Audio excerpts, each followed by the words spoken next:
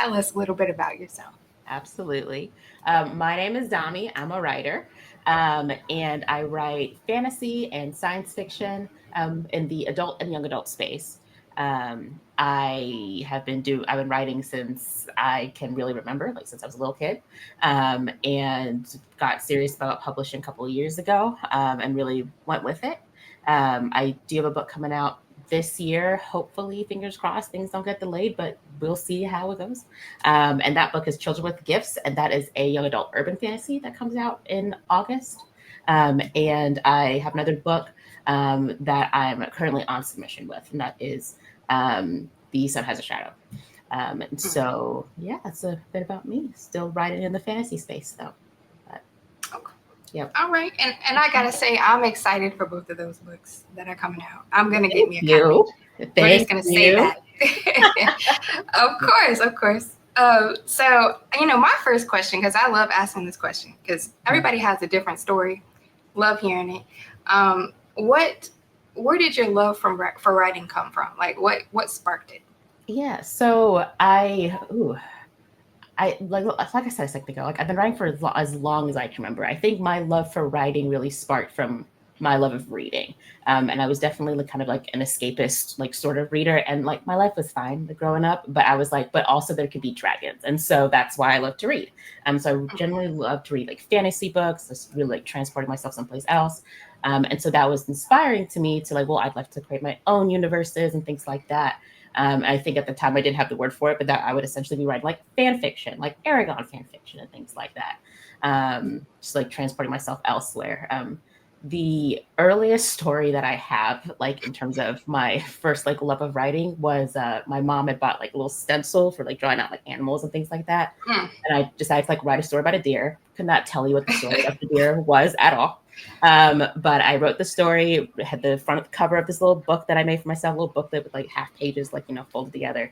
Gave it to my mom. She read it. I was like, Mom, what do you think? And she was like, it's great. And I was like, I don't believe you. What do you really think? And she was like, it's amazing. It's good. And I was like, I don't believe you. What do you really think? And she was like, do you want me to really tell you what I really think? And I was like, yes, is why I asked 3 times. And she said, it's okay. It's not that great. And I was like, what do you mean? And I went back to like rewrite it. Could not tell you what I rewrote it about. But my mom was like, it's so much better. I was like 5 at the time. That's like the earliest like memory I have about writing. And my mom's always like encouraged my writing too. Even like in school, and like I went to school, I did like biology and English and all this other stuff, but she was like, you should keep writing. That's clearly the thing that you love to do. So she's always been very encouraging about that too, which has helped. And you know what? I love that story because my mom, she's the same way. And I wish, you know what? I want to know for real how my I was like, I need to know, like, I know your face. You're making a weird face. Right. It doesn't look like you're supposed to say that. Right. You're supposed to say that. Yeah. I mean, love it. So what inspired you to take the leap toward, publishing seriously? Yeah, I always wanted to. I knew I always wanted to publish, but I've been in school for a very long time. So I did like got my bachelor's degree, went on to do medical school, and then I did my residency in like psychiatry, which is 4 years. And so that's just a lot of studying, a lot of training, and just not a lot of time for writing. So there's huge like pauses and breaks there. I still did some writing like between summers, like in college, I did study English, so there was more writing happening there. But like it was very difficult to like be super serious, right? To like really kind of invest as much time as I'd want, like during those years. And so when I was done with all of that training, that's when I felt like I really had the time to do it. And so that's when I that's when I took like that publishing dream seriously. And that's when I first started looking up like what even is the process and like learning about querying and all of that. And that was about, I'd say 3-ish years ago, like taking it seriously. And that's like when I started querying 3 years ago. But I've been working on Children with Gifts, for example. That was the first book I queried with. I've been working on it essentially for like 10 years. And so that was just kind of like when I decided like take the leap and like pursue traditional publishing with it. But it really was just time opening up. And so it seemed like finally I could do this, something I could actually like invest the time to do. Right. And that's usually how it is, especially with writing. Yeah. You need the time. Right. It's a time taker and a sleep taker. So where did the idea come from for your book? Ooh, I don't know. I feel like with Children with Gifts, because I've been working on it for so long, it's like hard to say. I will say the idea definitely like morphed, and there was like a big shift. So when I started the story, or when I first started writing it, I think that it's an what's called ensemble cast, and so like lots of different main characters. It's hard to say there's like one main character, but initially the kind of like main character in my head was actually like an adult. And so I started writing this story like in more so in her point of view, but over the years it shifted to one of the kids, like the kid characters, like 17-year-old's point of view, and that's actually what shifted it overall. It's like a YA book versus an adult book. But and it was hard to say where I got the idea for that one because it's so broad, or because I started it so long ago. Right. Yeah, I understand. it's hard with that. But right. I pitched it as X-Men meets like Six of Crows. So it's like a heist sort of story about kids with powers. And I think I've always been attracted to like that kind of concept in terms of like kids with powers. So, like that's what I loved to read when I was a kid too. Like kids doing like fantastical things. So I think that's where that sort of plot element came from. And it really enjoyed like heist movies. So I think kind of putting that together is like essentially where it came from. But the idea itself, the core idea, I cannot tell you. right. But I cannot tell you. But with The Sun Has a Shadow, I remember I started writing that one while I was querying for Children with Gifts. And that book is my Dragon Phoenix book. Basically, dragons are in charge of like protecting the night. Phoenixes are in charge of bringing the sun up in the morning. But big bad guy gets rid of all the Phoenix riders. Therefore, there's no sun, so it's like perpetual darkness, and that's kind of like where we start off.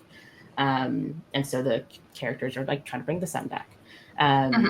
The concept itself, I was working on it while querying Children with Gifts, so I needed a new project. I knew I wanted a project that was somewhat like at least referencing based on my culture. I'm Nigerian, Yoruba, but also first generation. And I think writing as a first generation sometimes can be difficult because there's almost like that disconnect feeling like from the culture because you don't live there and you're not like drenched in the culture all the time. Yeah. And so it's difficult from that perspective. And so this was like an opportunity for me to kind of like reconnect with roots and talk to my family members about like different aspects and kind of share this story with them. So I knew I wanted to do that, so it's based on like Nigerian like culture, but definitely more like inspirational, like the world is completely secondary, made it up sort of thing. So I knew that was something I wanted in it. And whether I'm not sure exactly like where the sun and the moon like sort of disconnect exactly came from, like why I wanted to write about that. I knew I wanted to write about dragons, but I was like, I want another fantastical beast in there. I remember kind of Googling too, like what are some fantastical beasts? And coming across like wyverns, and I was like, that's too similar. And there's like phoenixes, perfect. And the phoenix makes me think of the sun. I think that's where that came together, actually. And then the rest is gravy, I suppose. But well, I gotta say, I love it. I mean, especially the Nigerian, kind of connect that you're putting in there with the narrative. Yeah. I mean, I just love it. And I've been really, really hooked on like West African folklore, stuff like that. And people don't realize how much from African, like not even just West African, but how much African folklore is in all the stories that they read, movies that they watch. Like it all comes from there. It all comes together. It all gels. What was your approach to finding the right literary agent? So I think initially, honestly, kind of a numbers game, which is if someone kind of met criteria in terms of like they are open to accepting my submission, like I would query them. Unless like through the whisper networks, you kind of hear like these are maybe like agents or agencies to watch out for, then they were kind of like on my no query list. Like no matter, even if they accepted like urban fantasy like submissions, for example, like I was going to query like those agents or agencies or things like that. Which there aren't really like a whole ton of, honestly. I think you find out pretty quickly like which ones you are an absolute like no-go, and people are at least a little bit louder about that. But other than that, if my book matched like your manuscript wish list, I was gonna query you. Like that was it. The first time I queried, I did personalize a little bit. Second time I queried, I didn't personalize a single query at all, unless there was one person who very specifically requested that you personalize your query. So that person got a personalized query, but that was it. And so my initial strategy was like, this is a numbers game, like frankly, because it's really hard to get an agent. I think they're reading through hundreds of submissions, but they're only really taking on like 5 or 10. I think 10 might even be like a high number. So it's like, I need to get my foot in the door.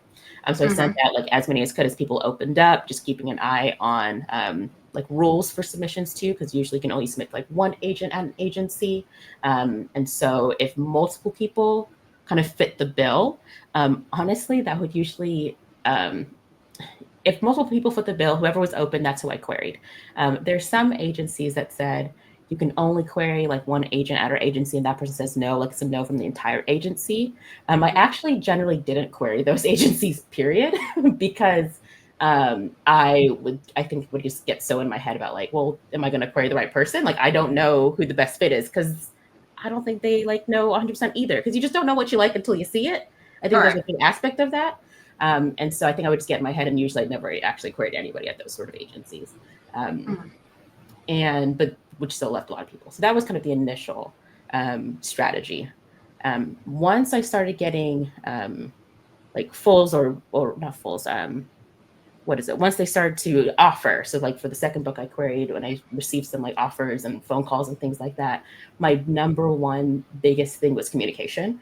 I needed to know like how you communicate. Do you communicate effectively? How do you communicate during submission? That sort of thing. Like if I reach out to you, how long can I expect like a response? I don't like being left in the dark. Even if the update is that there's no update, like that's totally fine. But I need you to like, don't leave me on red. Right. I won't bother you. Like I promise I won't bother you. Like I just let me know what's going on. I don't like being like out of the know, out of the loop. I like to know what's going on. And so that was like honestly, like the number one thing for me, for my own like mental health and sanity. I knew I needed that. And my agent has been 11 out of 10 with that too. And that's just kind of how she operates. She's very organized. And so that's been a fantastic fit from that perspective. And I did also want someone who had more of an editorial background.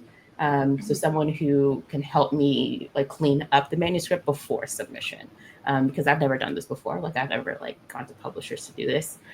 So knowing to work with somebody who has more of that experience to kind of help guide me and advise me and things like that. Like if my book isn't totally ready as is, like I do want to fix it. And so my agent also had like that editorial background, and we actually spent quite a bit of time editing before going on sub, which is good. Right. And so those are like the biggest things for me, honestly. Okay. And hey, you dropping some good tips here, because those are key. And I haven't even done the process yet, but now I know. Now you know. But communication for me was huge. I was like, I need to know how you communicate, how frequently, how long does it take to get that email or text message? I need to know it all. Yep. I won't bother you. I just need an answer. That's all. Exactly. And well, how did you handle rejection during the query process, if you did? You did. I think for the first book I queried, I think I had unrealistic expectations, which I think is just how it's going to be. I think that's just how it is. And I thought I would get like more, like at least partials and fulls. And not only that I would get like some feedback, like from the rejections. I think that was the hardest part, was like not getting any feedback, even from like partials and fulls. But I think they're just so busy and swamped that that's just happening a lot more frequently. So the first time I queried, how I handled rejection was just throwing myself into the next project. Like this project is dead. I think Alyssa in the books, like, and I think this is hard to do depending on your personality and things like that. I think know thyself, like first and foremost. You don't have to like change who you are to become something you're not. handle things like how your personality will best handle them. But I think I definitely resonate with Alyssa in the books is kind of strategy almost, which is like, this book is dead. Like when you're querying, like, this book is now dead and it's gone off to somebody else, and now I have to work on like the next thing, like, because that book is gone and that doesn't exist anymore. I mean, that I was very much able to do with the first book. And I think because I had an idea for the second book, which was the Dragon Phoenix one, I was super excited about it. And so it was a little bit easier to throw myself into that book. And in a lot of ways, I can kind of see how that book was a little bit stronger as a manuscript versus Children with Gifts, especially the tradpub route, to be quite honest. It was the Children with Gifts ended up picked up by like a small press, and I can kind of see now, like a couple of years like removed, like why this was more of a small press book or indie press versus like a tradpub. But I could see, I really enjoyed the second book when I was working on it, so that was easier. Definitely harder to do with the Dragon Phoenix book, handling rejection, when I sent it off, because I was now like super attached to my brand new baby. And I did have other stories that I was working on. And so I did do my best to throw myself into that. But frankly, on days or like weeks that it got hard, like I would just disconnect from writing. I would read instead. I would like play video games. I would just do something else to like disconnect from it. And then when I felt like excited about my story again, I would like get back into it. So I think taking advantage of breaks, if I'm like feeling like not in the mood, or I'm very like publishing sucks, you know what I mean? Like when you're just like, everything's the worst and everyone hates me, and like go play a fighting video game and do that, and that was helpful. Right, I can imagine. You know, you spend all your time and you think it's the best thing in the world, and then and you're like, what do you mean you don't like it? Are you sure? Wait, did you read? Are you sure you read? Are you sure? That's the other thing too. And I remember for Children with Gifts, there was one time I got it was a rejection on a full. It was feedback, but like the feedback didn't quite match the book. I was like, girl, did you read the whole thing? This isn't exactly. This isn't. Right. This is someone else's feedback. I was upset. Right. I was like, hold up. Just threw something in there. What changed for you creatively after signing with your agent? I think thinking a little bit more, I think a lot of some thinking changed, but I don't know if the change like translated in practice, which I don't actually have a problem with, and I'll explain why. So I think the thinking that changed was kind of being more attuned to like, oh, this is what traditional publishing wants and is kind of like. And I think and I hate to say it because I think it can come across as very like negative. tradpub wants to do what's been working. You know, like they don't necessarily want to branch out and things like that. And I think that's kind of how like big art is, if you will. Like in terms like Hollywood, things like that. We'll see like the same kind of stuff coming out, and everyone's like, we're bored, and like Hollywood's like, we don't care, and so eat it, and like okay. And so like tradpub, like if it's been working, that's kind of what they're gonna like invest their time, because they saw it works, they have the history that it works. And can maybe ignoring the fact that people are getting bored. And so after like the whole, like after getting an agent, after editing this book, like with that sort of tradpub lens on a little bit, and I really do appreciate my agent. Like we didn't sacrifice parts of the story that I was like, I like don't care if this is like not something that's like tradpub friendly or what have you. Like I was still able to like keep the creative like story that I really wanted to tell, like that was still in there. We didn't sacrifice that at all. I'm really happy about that.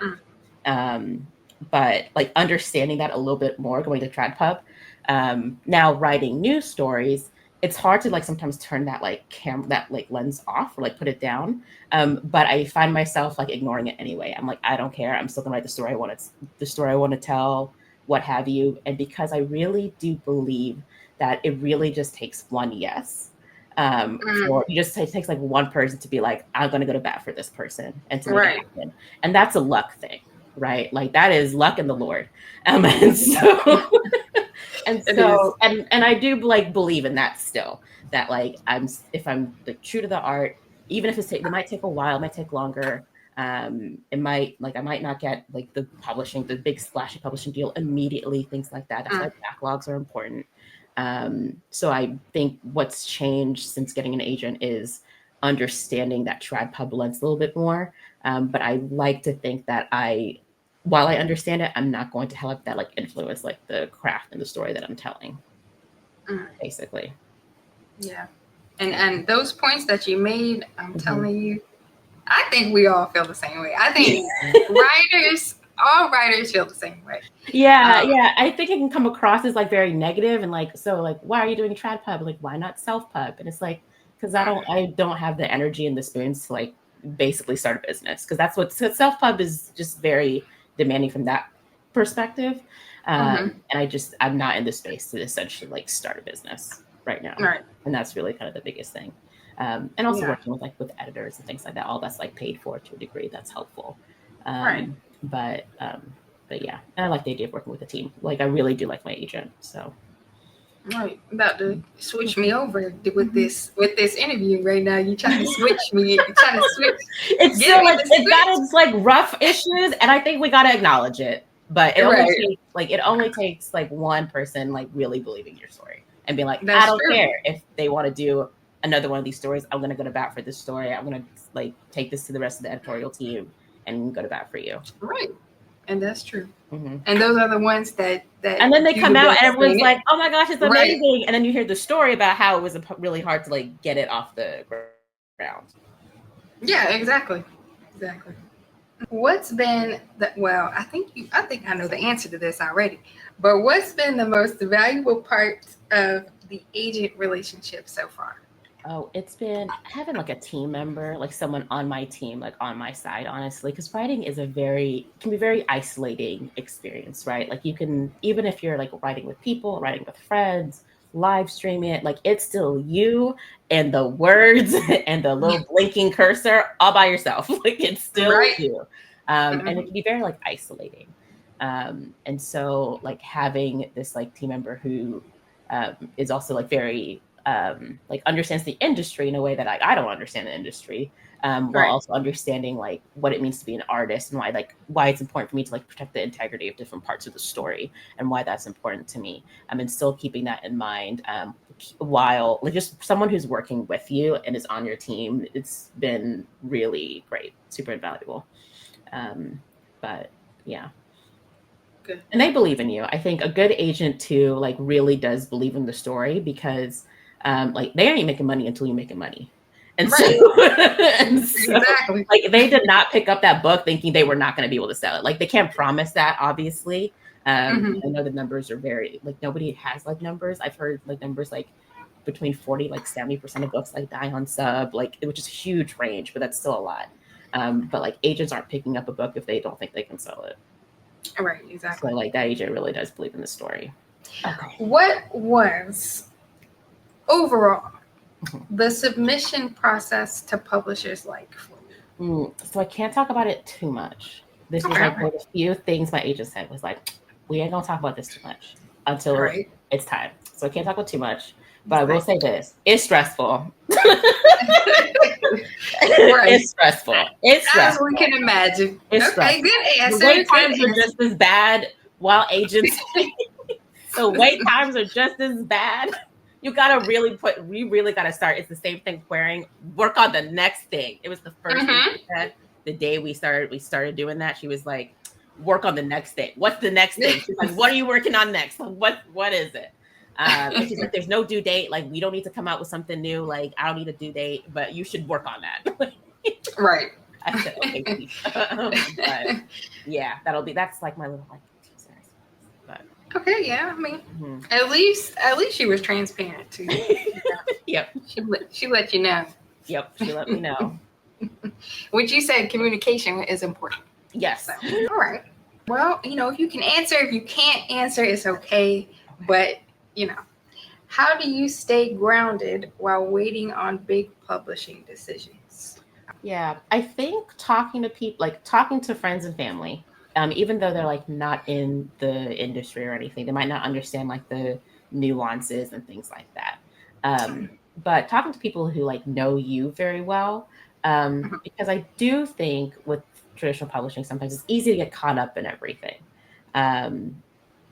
Like we have, like as writers, especially if this is your first time doing this, like the first time getting an agent, first time like going on sub, first time querying, we'll have like an idea of how things work, and that might not be accurate. And when you have an agent, it's helpful because that's someone that can let you know like what's accurate, what's not accurate. But having like a support system to go to who know you and can kind of tell you if, to a degree, like if they feel like a decision almost like aligns with you as well. Like if you feel like you're kind of like doubting yourself or doubting your story, the decisions that you're making, why you're making that decisions, talking to people who just know you as a human being, like as a person, can be helpful. Like kind of in terms of just making sure, like, am I like holding you accountable to the person that you are, or reminding you sometimes even of the person that you are, so that you don't lose yourself in all of the hoo-ha and the details and stuff. Right. And has mom read your books? She has not. She's not read them, but she's definitely like, I've sent her like snippets and parts of it, and like talked to her about the story and things like that. She's definitely more about good things to say. She has had good things to say. I know. Your girls come a long way since 5 years old. Yes, just the baby dear. A long way. But and she likes it. She enjoys it. She is my hype man. But yeah, good. Okay. Yeah. We trust mom. We trust mom. Yep. We trust tell you as it is. Yeah, at 5'6", don't get you ready. She got you ready for this right here. She did. She's like, this is me preparing you for rejection. All right. What's the biggest lesson that you've learned from this whole journey? Ooh, that being traditionally publishing has nothing to do with your skill level. Like, do not, if you are having a hard time with querying, getting an agent, being on sub, like getting the publishing deal, that is not at all a reflection of like how good you are as an author, like at all. Don't let anyone tell you otherwise. I'm looking at the camera. Don't let anyone tell you otherwise. You are like, it has nothing to do with that. It really does not. I think like it's easy to almost like, I think that overall people are trying to be better about like traditional publishing is like legitimate, right? Like self-indie publishing is not. I think people are generally, the community is better about that. But I like sometimes see people sometimes almost like falling accidentally like in that thought process. Like if I don't make it like traditionally publishing, or if I don't do that, it's not as legitimate. Nuh-uh. Like we can all think of some books that are traditionally published. Okay, I'm not going to name names, but we can all think of something. We're just like, how? It really does. It really doesn't. It's like something in Hollywood where you see some movies, like big name, like really great people, like artists, like will do a movie, and you're thinking, what? For real? Right. How did this one? Okay. Right. So it does not. It's all about like they're kind of pushing what they think is gonna sell, what kind of hits the buzzwords sometimes the right way. I think that's why it's like easy to miss out on like the offbeat like sort of stuff. Like when the weird stuff comes out, people are like super into it. Like I think Jiron J. Zhao's their story is like very, I think to me at least, is very like inspirational in terms of getting Iron Widow sold.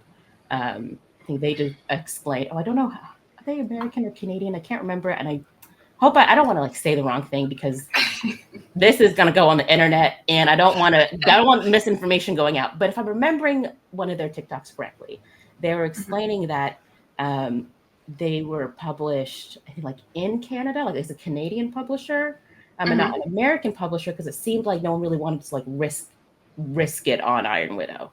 They were like, this isn't going to sell. Like, what do you mean? Like big robots fighting people, like this isn't going to sell. This is going to make like Pacific Rim meets like Princess. Like they couldn't like sell it, and so they sold it in Canada, and it almost like, I want to say like potentially almost messed with like New York Times bestseller list stuff, because it was like like originally like a Canadian publisher, and I don't know exactly how the New York Times bestseller list works, but that's obviously like an American thing, and so like it almost like kind of messed with like those sort of awards and things like that, and it sold like really well, but like it was hard to sell, and lots of people love it. It's okay if you don't love it. I really enjoyed it, but it was hard to sell.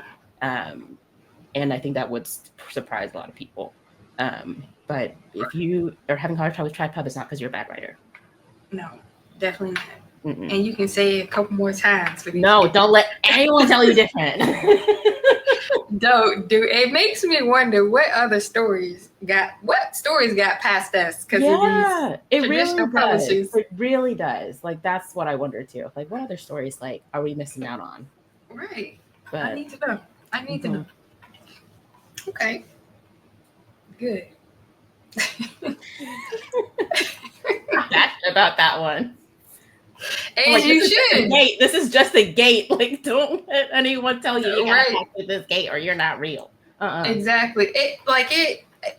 Things have to. From what I see, things have to align perfectly. Like it's gotta be the right time for it, the right agent, the right everything. Like it does for them to say it could be a great story, but if they don't feel like it's the right time or they can sell it, they're not gonna. Yeah. Right. Doesn't mean it's trash. No, it doesn't. I believe in everyone. So, kind of. She said kind of. She said with caveats. Yeah. I thought about some other authors the books that I read that I remember. Never mind. Maybe not y'all. But. Maybe there was something there. I agree with the name of the book. The name of the book was good. There was something in here. I didn't see it, but there was something in here. Right. Okay. So what advice would you give to writers who are currently querying? Keep going. I think sometimes people have different opinions about this, and all opinions are valid. That's okay. My opinion is that querying is a numbers game. Honestly.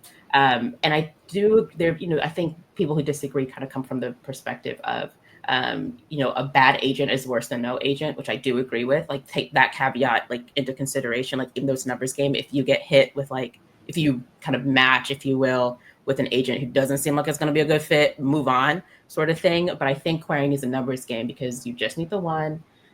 They are reading through so many queries that you just need to put it out there. I know sometimes I'm in the fantasy space, there are a lot of agents who are accepting like manuscripts, and so I can't speak to other genres per se. Like I know science fiction is kind of a smaller pool, but like I queried like 100 agents each time, and there were more that I could have queried as well for each book. And sometimes I would see like, oh, I queried like 20 agents, 30 agents.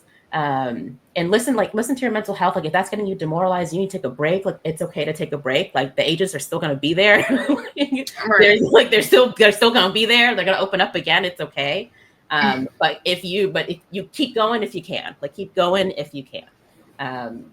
Like 20, I'm like, no, like keep going. Like pass out the manuscript like this. But yeah, I think it's a numbers game. I hear you. Because you never know. You know what I'm saying? You might gotta do 200 to get to that age. And if you applied to that 200th person first, then you would have been done in 5 minutes. But you don't know. Right. You don't got the crystal ball. And so you applied. That was your 200th application or query. So yeah, I'm like, nah, hit them all. Hit them all up. All of them. Every single one. Every country. No, don't spam. Don't do that. Canada. Right. Go to Canada too. Just like yes. Like we learned. Exactly. Because then that's actually a good point. Because I think like there are lots of like international, like Canadian agents who will accept like queries like from the US and things like that. Usually I see more of that happening between Canada and the US, less so between like the UK and the US or Europe and the US, but I see some of that too. Just check all rules. Yeah, follow rules. I think will be the second one. Follow the rules. Yeah. Yep. But good advice. Don't quit. Don't. All right. If your publishing journey were a movie, what would the title be, and who would play you? Oh, okay. Title would be Can't Stop, Won't Stop. And who would play Kiki Palmer? You know what? I can see it. I can see it. Really? Yeah. That was a good choice. I never do well with questions like this either. That was 11 out of 10. I want to ride the high of that one for a minute. You did. Pat, yeah, you know what? Palmer, I'm gonna pat myself on the back. Exactly. But yeah, Can't Stop, Won't Stop would be the yes. That was good. And you know what? I will watch it. If you could have lunch with any fictional character, yours or someone else's, who would it be and why? Ooh. Let me look at my bookshelf. Okay. Okay. Honestly, I'll go with one of my characters, and not because like necessarily that one more so than other characters, but just because that's what like really popped into my head first, like the moment you asked that question. So I'm just gonna go with my gut, and it'll be the main character from The Sun Has a Shadow, and his name is Baba, and I would want to have dinner with him and just give him a hug and let him know he's doing a really good job. You're doing good. You're doing so good. But doing very good. And let him know he's doing a good job. I like that. Okay. And you know what? I can't wait to meet him. Oh my gosh. I know you know what's coming. I know you know what time it is. I know it's time. What time is it? It's time for Spin That Wheel. Spin that wheel and get some prizes. It's time to spin the wheel. All right, so you know what? Here's where it all begins. So we're going to have her spin the wheel, and she knows that she's got to write this story in 20 minutes. But you know what? You're going to get to brainstorm for 5 minutes. Okay. It's not all bad, I guess. It's not all bad. Now, let this wheel play with me this time, because last time it didn't. I clicked off of it. Yeah, it stopped spinning when I clicked off of it. And then just froze, and I was like, okay. Oh no. All right, so let me change our little screen. Boom. Okay, now that one, that's crazy. Boom, that's better. And we're gonna put this little sucker right there. Oh, look at it. Okay, let's see. Let's go. All right, let's hope it's something good. Don't let me down. Here we go. Aggressive. Uh-oh. Oh. Ooh.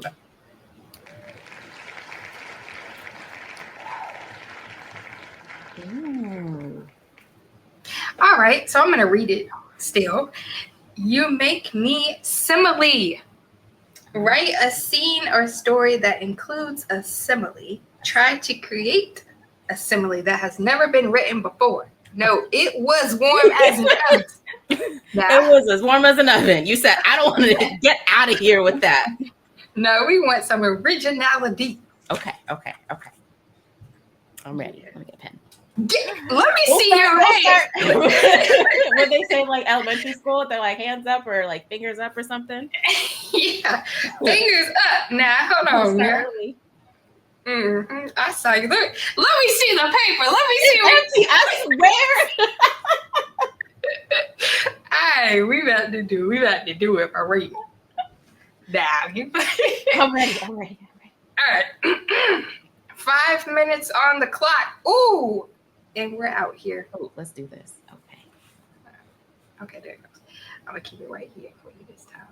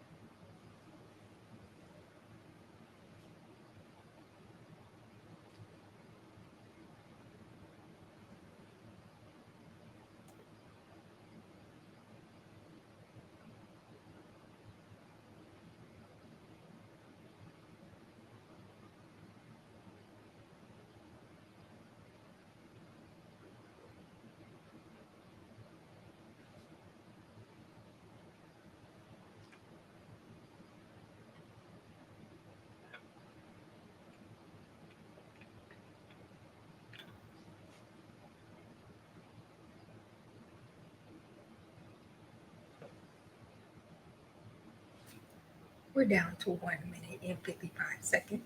Okay.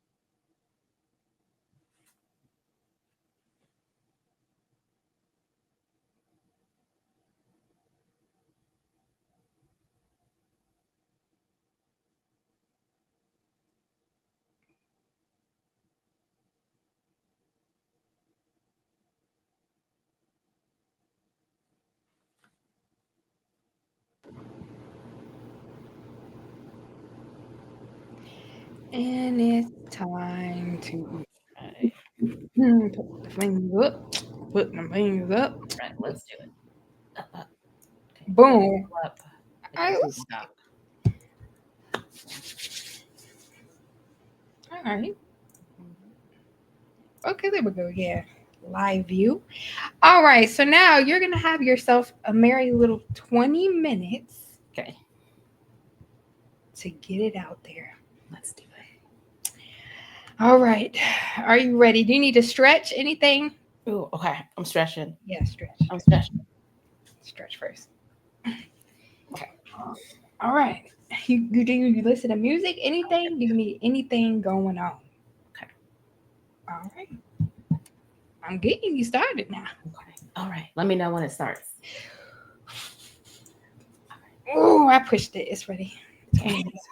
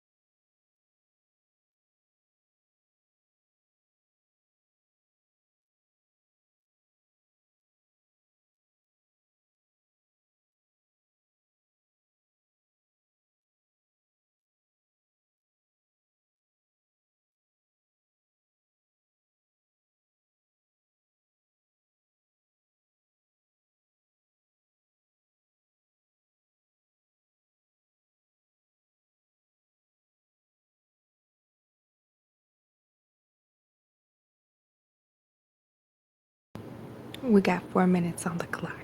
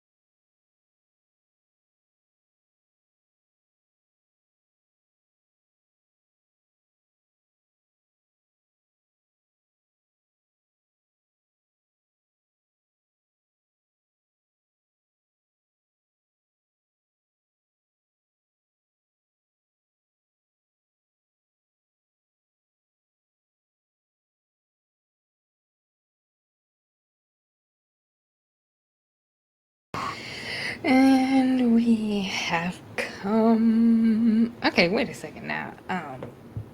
I mean, we got to know what's going on. We gotta restart the timer. We gotta let you keep writing so we can see what happened. What is he doing? Okay. Wait. Now what? I'm all done. Here we go. I turned this off. I had music playing, so I'm like, this is off now. Okay, it's off. Okay, Okay, cool. I'm back. All right, let's see. All right. I mean, how are you? How you feeling? How did you feel with that? I'm feeling it didn't go exactly where I wanted to go. I didn't get that far. I had a feeling I wasn't going to because I am a slower writer. I'm a little bit, I'm sure like maybe you saw or noticed, I can like skip around a lot.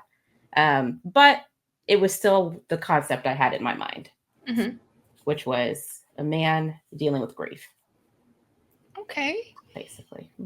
As you were going through your process, I noticed we're kind of similar the way that we write, because I do the same exact thing. Like I'll have my idea and then I'll just write whatever comes out, and then I stop at a certain point, and then I always go back and start like more details. Yeah. I do the same exact I'm thing. definitely like write, go back, like sort of like fleshing things out as I go. Like a bit of discovery in there. Yeah. So it was interesting seeing, someone else that does the same thing that I do. So I understood where you were going, what you were doing, and you know what? This could be a good story. I mean, I like I gotta say, I love your writing style, because like you could tell when you write something, it's not just something like even just for this challenge. Like I feel like you really do put in depth. You know what I'm saying? With no matter what you write. I try, but you try. It's right there. I get so shy about my writing. Why? What this is I don't know. good. I don't know. This is good. Off the top, 20 minutes, 5 minutes to brainstorm. I mean, look at it. Okay, we did okay. And here's the page for, I don't know how well you can see it, but I wrote like simile like at the top. Let's look. Oh no, we gonna bring you right up on the. So here's the little thing. This is, I don't know how well you can actually see it, but basically it kind of started off with like cold as the heart of something, and I was like the devil, and then I was just like, I went with like synonyms for that, like cold, frigid, empty, and that made me like make a connection to like oubliette, and then kind of fleshing out like what I wanted that to be about, like grief, despair, and then just kind of fleshing out more plot wise, if you will, kind of what was going on. So that's what was going on there. But oh no, is it just me here? It's just me. I put just you right there. So that was just me. Where's my friends? But and don't think, that's hold how on. it came up. You think you about to get away with it? Hold on, let's bring it right back, because now you're gonna read. Okay, wait, hold on. Before you read it, if you could like name it, what would you name? Ooh, I didn't even think about that. I suck at naming. I'm not very good at it. I didn't even give him a name. Like anything. Let's call him. I don't know. Got me stumped. I think like the obvious kind of name for it would be like oubliette or something like that. That was kind of like what the simile was kind of built around. Okay. But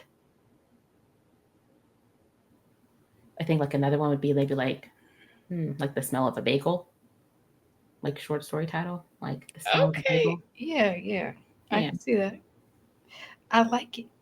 Yeah. And if you could have kept going, where do you think you would have ended things? Where I initially intended to like kind of go and things was like he was going to go to work, and he had picked up like a coffee order as well, and one of the coffee orders was like for his late wife. But I was like, he's not going to make it to the coffee. He's not going to make it to work because you write too slow. And so I changed kind of like the item that was kind of representative of the grief to like the umbrella that he had with him. Oh, okay. Yeah. Okay. Yeah, because I mean, just as you started writing the first part, I was like, okay, I can really envision what's going on. Something's going on in his head because he's out of it right now. Yeah. So, okay. So thank you for putting me in there with him too, because I felt them wet shoes and everything on my feet. Wet shoes. The wet socks and all that. Yeah. All right. So now we're going to have you read Okay. what you got. All right. I'll read it again. It was the thunder that brought him back to the present. It shattered the emptiness that surrounded him, piercing the void and despair that surrounded him like a bubble. Rain battered the ceilings of was this a coffee shop? His shoes were drenched and soaked all the way through, and his wet clothes dripped onto the vinyl floor. It was loud here, clattering silverware with that constant lull of soft chatter. Someone behind him let out a barking laughter that made the woman waiting beside him jump. Sir, did you want cream cheese with that? He blinked, cheeks flushed. Wait, what the hell did I order? The lady offered him a small smile. I think he went off somewhere, she said, gesturing vaguely. There wasn't a hint of annoyance in her voice. No worries. I do it too. How do you think I handle 12-hour shifts? So, do you want cream cheese with your bagel? Oh, right. Yes, please. He shuffled on his feet, his socks squelching between his toes. Hanny brought in... Right. His umbrella was at his side, still closed and soaked. He hadn't even opened it. He thanked her again before stuffing the bagel in his briefcase. And even though it really didn't matter anymore, he opened the umbrella just as he crossed the threshold and stepped outside. The vacuum returned, swallowing him whole like the pervasive darkness at the pit of an oubliette. It took everything when it came, the smell of his bagel, freshly toasted. The other pedestrians on the street fell away from the edges of his vision like shadows in darkness, and the sound of the rain as it crashed against the nylon fabric of his late wife's favorite umbrella. Love it. I just love, like, your writing voice. I see it here. Mm-hmm. And this won't even that much. So I can just imagine a book that done went through all the, Mm-hmm. Yeah. I'm like looking at it too, or kind of as I was working on it, because the exercise was like around a simile. Like I realized like there are a lot of similes in here, which is why I like italicized the one that I was working around. It's like there are a lot of like similes and metaphors. Like I really do be like in my similes and metaphors. Right. I was like, which one is it? Right. I saw a couple. One is it? I was like, okay, wet rag. But I do like to use the similes and metaphors a lot in my writing. And you know what? I had to I was like, what the heck is it? Where is it? Which one? I didn't know what it meant, and I had to look it up. I was like, okay, it's a type of dungeon. Mm-hmm. Yes. Now it's like a dungeon with like the openings up at the top. It's like those old timey sort of dungeons, sort of thing. Mm-hmm. Yep. And now I got it. Now you taught me a new word and everything. Yeah. Just like we said, a simile that has not been used before. She didn't use warm as an oven, nothing like that crazy. Not warm as an oven. Warm like a Love it. All right. And you know what? I loved having you today too, because I love being here. Thanks for having me. Easy to talk to. As you can see, great writer. And just overall a great person. Can't you feel it through the screen? I could feel it through the screen. This was a lot of fun. Thank you. I hope it did something for you creatively. Yeah, absolutely. Because when we were talking earlier about how I've been like in a writing and a reading slump, and like this is like nice. This is like the first writing I've done in like 2 month. Yeah, I've been down bad. So right. I was telling her, like, look, I got my depression light on. Okay, like we're making it happen. Yep. So this is nice. It's like nice to get into it. It's nice to get into it. Excellent. Well, you know what? I hope I see more of you, in the future. I'm definitely going to be getting those books, as should you all. And we've already heard, about what you got coming up. But if you want to share any other, like details about what you have coming in the future, goals for 2025, or where else they can find you. Yeah. So in terms of just goals, I think for 2025, it's just like keep writing, like I said, I've been in a bit of like a writing and reading slump, but finally kind of getting out of it. And so like just to get back into it, even if it's just like a little bit at a time, my big thing for me is always more of like, I want to be consistent, and that can mean like 200 words a day. Like that still counts. Like if I'm looking at the work or whatever, I want to kind of try and be as consistent as possible, within reason. If I need breaks, that's kind of like the goal, really, just to keep writing. Where you can find me, I am Dami Writes here on YouTube. I have not posted since January, but I really want to post hopefully in what month is coming up? May. I want to have a video out in May. April's not going to be the one. And so I'm Dami Writes Here on there. I'm also on Instagram, same username, Dami Writes Here. You can find me just about anywhere as Dami Writes Here. I'm technically on Twitter, but I don't use that place. That place is scary. That place is not nice. It is. But yeah, All don't be a right. stranger. Don't be a stranger. Y'all here? Are you talking to me out there? Are you talking I'm talking to everybody. Don't be a stranger. Don't be, because I'm not gonna be a stranger. Nice. All right. Well, it was fun having you, and Absolutely. Thank you. thank you guys for tuning in today. Yeah. Thanks, everybody. Bye, guys. Look, got me waving the folks. Oh.